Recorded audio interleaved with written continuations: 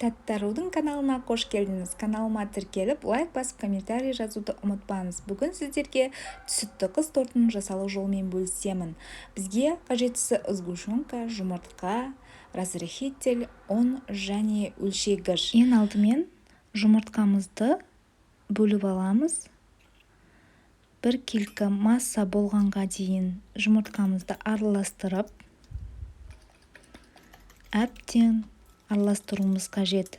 Ағы мен сарысы бір келкі масса болғанша, одан кейін сгущенкамызды қосып, тағы да бір келкі масса болғанға дейін араластырамыз.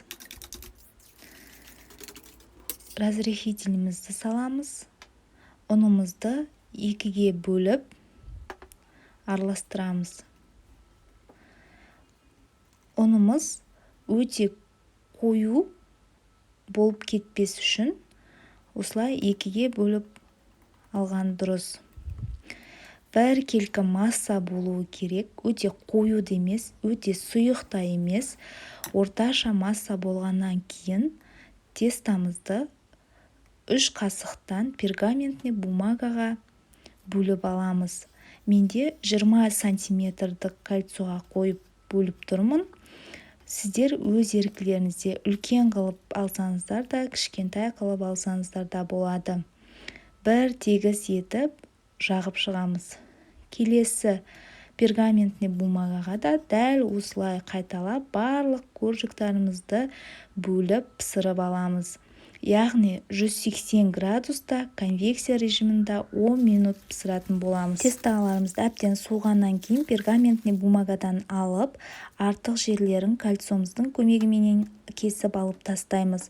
Менде барлығы 7 коржик шықты. Енді кремін дайындауға кірісеміз. Творожный сырымызға сахарный пудра, яғни қант ұнтағын салып, одан кейін сливкимізді құямыз. Бізде сливки 33%-тен жоғары болуы керек.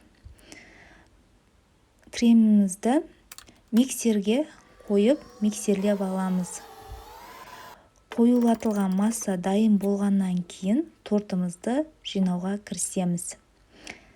Яғни кремімізді одноразовый мушетке салып, коржиктарымыздың бетіне жағып шығатын боламыз.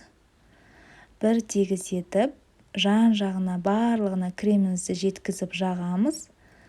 Барлығын осылай барлық коржик біткенше қайталап жағатын боламыз.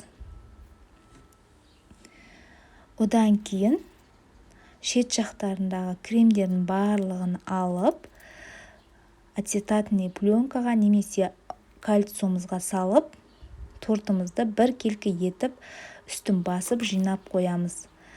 Тортымызды 8 сағатқа немесе 1 тәулікке холодильникке пропиткаға қоятын боламыз. Тортымыз пропиткада тұрғаннан кейін алып шығып, жан-жағындағы артық кремдердің барлығын алып тастаймыз.